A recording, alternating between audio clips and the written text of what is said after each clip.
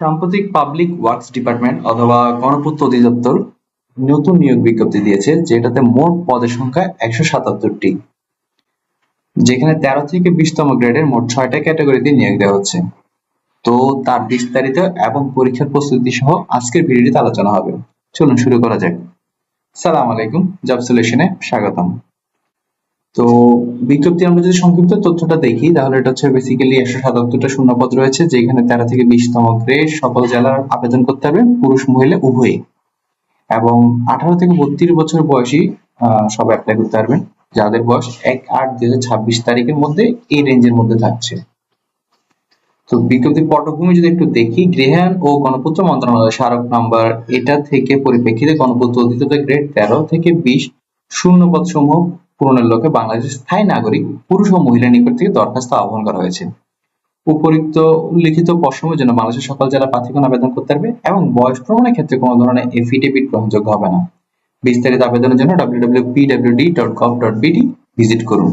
তো আমরা এখন সরাসরি সাইটটাতে যাব, সাইটটাতে গিয়ে দেখব কিভাবে আসলে অ্যাপ্লাই এর বিষয়টা করব বা কখন শুরু হবে। আপনারা যখন আসলে pwd.teledoc.com.bd এই সাইটটিতে আসবেন, হ্যাঁ, তো আসার সাথে সাথে এই পাবলিক ওয়ার্কস ডিপার্টমেন্টের এই ধরনের একটা ইন্টারফেস দেখতে পাবেন। সেখানে আপনারা অ্যাডভার্টাইজমেন্টটা দেখতে পাবেন এবং অ্যাপ্লিকেশন ফর্মটা দেখতে পাবেন।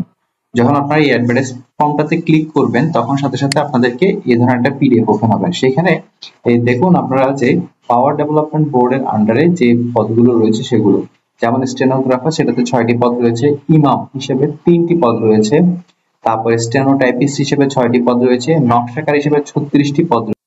অর্থাৎ নকশাকারের ক্ষেত্রে আপনি যদি ড্রাফটিং এর সনদপত্র থেকে থাকে, তাহলে আপনি এসএসসি পাস করে এখানে ৩৬ পদের জন্য অ্যাপ্লাই করতে পারেন এবং এখানে সবচেয়ে অভিজ্ঞতাদেরকে অগ্রাধিকার দেওয়া হবে। এছাড়া বিটি অ্যাটেন্ডেন্ট হিসেবে ৩টি পদ রয়েছে। তার অফিস সহায়ক পদে মোট ১২৩টি পদ রয়েছে, যেখানে এসএসসি পাস করে আবেদন করতে পারবেন।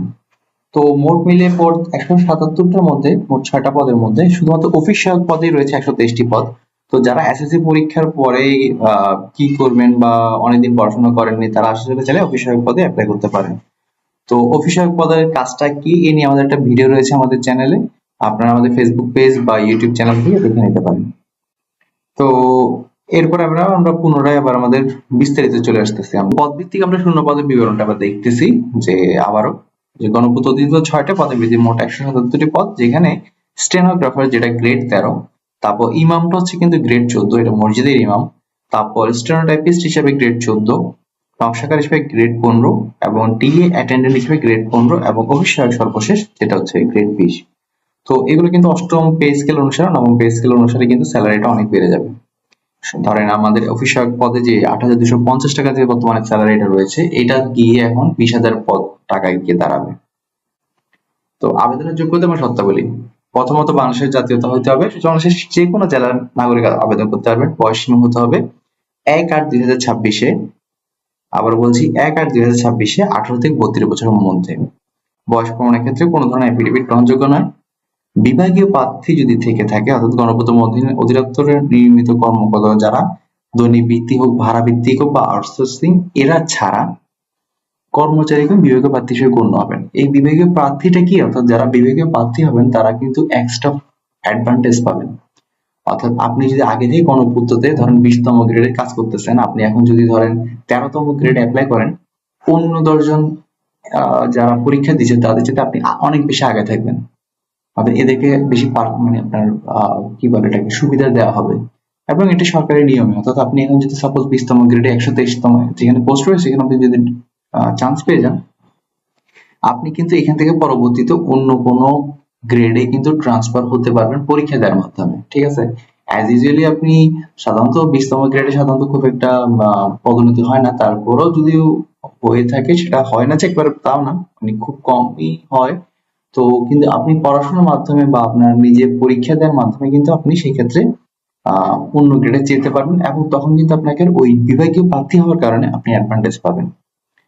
তো বয়স শিথিলতা, বিভাগীয় প্রার্থীদের ক্ষেত্রে কিন্তু আবার বয়স শিথিলতা রয়েছে, তাদের ক্ষেত্রে ৪০ বছর পর্যন্ত এটা শিথিলযোগ্য। অর্থাৎ আপনি যদি আগে থেকেই, আবারও বলছি, পিডব্লিউডি তে যদি আগে থেকে কাজ করে থাকেন, তাহলে আপনি নিজের কোনো গ্রেড থেকে উপরে কোনো গ্রেডে যদি জব করার জন্য ট্রাই করেন, তাহলে সেই ক্ষেত্রে আপনি অনেক বেশি অ্যাডভান্টেজটা পাবেন। তো প্রত্যয়নপত্র এখানে হচ্ছে বিবেক প্রার্থীদের নিয়ন্ত্রণকারী কর্মকর্তার প্রত্যয়নপত্র উপস্থান করতে হবে এবং পরীক্ষা পদ্ধতি হচ্ছে জনপ্রশাসন মন্ত্রণালয় এবং জ্ঞান গণপূর্ত অধিদপ্তর নিয়োগ বিধিমালা 2019 অনুযায়ী পরীক্ষাটা অনুষ্ঠিত হবে। তো পদ ভিত্তিক ন্যূনতম শিক্ষাগত যোগ্যতাগুলো যদি আমরা একটু দেখি, স্টেনোগ্রাফার বা স্টেনোটাইপিস্ট অপারেটর, এটা হচ্ছে স্বীকৃত বিশ্ববিদ্যালয় থেকে স্নাতক ডিগ্রি থাকা লাগবে, বাংলা ইংরেজিতে শর্ট হ্যান্ড এবং কম্পিউটার টাইপিং নির্ধারিত গতি থাকা লাগবে। এবং এখানে শর্ট হ্যান্ড জিনিসটা কি বা এটার ব্যাপারে যদি কোনো আইডিয়া না থাকে তাহলে আমাদের চ্যানেলে বা আমাদের ফেসবুক পেজ থেকে আসলে আপনি সেটা দেখে নিতে পারেন।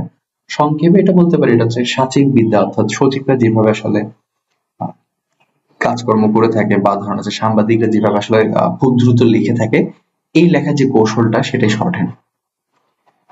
ইমাম, এটা হচ্ছে কামিল এবং দাওরা হাদিস অথবা ইসলামিক বিষয়ে স্নাতক ডিগ্রি থাকা লাগবে, কোরআন তেলাওয়াত এবং খুতবা পাঠে তার দক্ষতা থাকা লাগবে।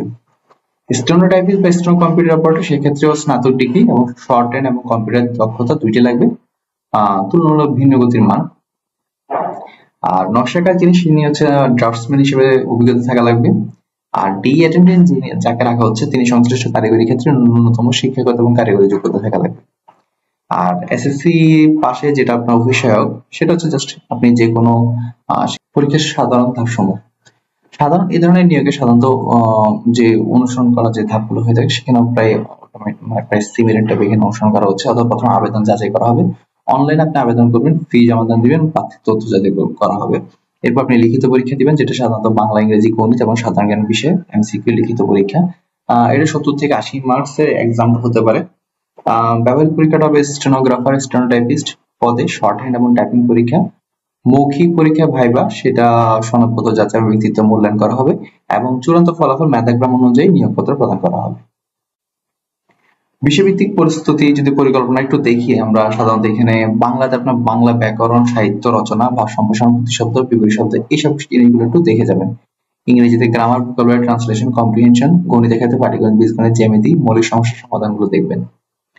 তো সাধারণ জ্ঞানের ক্ষেত্রে বাংলাদেশ বিষয়গুলো, আন্তর্জাতিক বিষয়গুলো দেখে যাবেন। কম্পিউটার টাইপিং এর ক্ষেত্রে স্টেনোটাইপিস্টদের ক্ষেত্রে শর্ট হ্যান্ড এবং কিবোর্ড টাইপিংটা অনুশীলন করা লাগবে। হ্যাঁ, এটা তো আপনার অবশ্যই এখানে যে গতি আছে সেই গতিতে আপনাকে টাইপ করা লাগবে বা শর্ট হ্যান্ডে লিখতে হবে। আর ধর্মীয় জ্ঞানে ইমাম পদে কোরআন তেলাওয়াত, হাদিস, ফিকহ এবং খুতবা পাঠ অনুশীলন থাকা দরকার। প্রস্তুতি কার্যকর কৌশল যদি বলি, একটা রুটিন তৈরি করুন, প্রতিদিনের জন্য নির্দিষ্ট সময় বরাদ্দ রেখে বাস্তবসম্মত পড়াশোনার জন্য রুটিন তৈরি করুন। নিয়মিত মডেল টেস্ট দিন, সাপ্তাহিক মডেল টেস্টের মাধ্যমে আপনার যে সময় ব্যবস্থাপনা এবং দুর্বল দিক রয়েছে সেগুলো সব যাচাই বাছাই হয়ে যাবে। এটা খুবই ইফেক্টিভ একটা জিনিস যে নিয়মিত মডেল টেস্ট দেওয়াটা। সাম্প্রতিক বিষয়গুলো অনুসরণ করুন, নিয়মিত পত্রিকা এবং নির্ভরযোগ্য সূত্র থেকে জাতীয় আন্তর্জাতিক সাম্প্রতিক ঘটনাগুলো জানুন। পূর্ববর্তী প্রশ্ন সমাধান করুন, গণপূর্ত মন্ত্রণালয় ও একই মানের অন্যান্য সাধারণ নিয়োগ পরীক্ষার পুরনো প্রশ্ন অনুশীলন করুন। বিশেষ করে বিসিএস, প্রাইমারি স্কুল, সমাজসেবা, এদের যে কোয়েশ্চেন প্যাটার্ন আছে প্রায় সিমিলার প্যাটার্ন, তো এগুলো অনুসরণ করলে আপনার মূলত পূর্ববর্তী প্রশ্ন সমাধান হয়ে যাবে। টাইপিং এবং শর্ট হ্যান্ড অনুশীলনের ক্ষেত্রে স্টেনো এবং কম্পিউটার দুইটার জন্য আলাদাভাবে আপনি প্র্যাকটিস করতে হবে এবং এটার ক্ষেত্রে আপনার গতি যত ভালো থাকবে ততই আপনি জন্য ইফেক্টিভ হবে। সনদপত্র প্রস্তুত রাখুন, ভাইবার জন্য প্রয়োজনীয় সকল মূল সনদ সত্যায়িতভাবে আগে থেকে গুছিয়ে রাখুন। গুরুত্বপূর্ণ তথ্যসূত্র হচ্ছে অফিসিয়াল ওয়েবসাইট হচ্ছে www.pwd.gov.bd আর আবেদন পোর্টাল হচ্ছে recruitment.pwd.gov.bd। আমরা এটা একটু দেখে এসেছি সাইটটা কোথা থেকে আপনি অ্যাপ্লাই করবেন। বিস্তারিত আবেদন প্রক্রিয়া, নির্ধারিত ফি, সময়সীমার মধ্যে অফিসিয়াল ওয়েবসাইট থেকে মূল বিজ্ঞপ্তিটি সংগ্রহ করে ভালোভাবে পড়ে নিন। সবার জন্য শুভকামনা রইল, দেখা হচ্ছে পরবর্তী ভিডিওতে। আসসালামু আলাইকুম।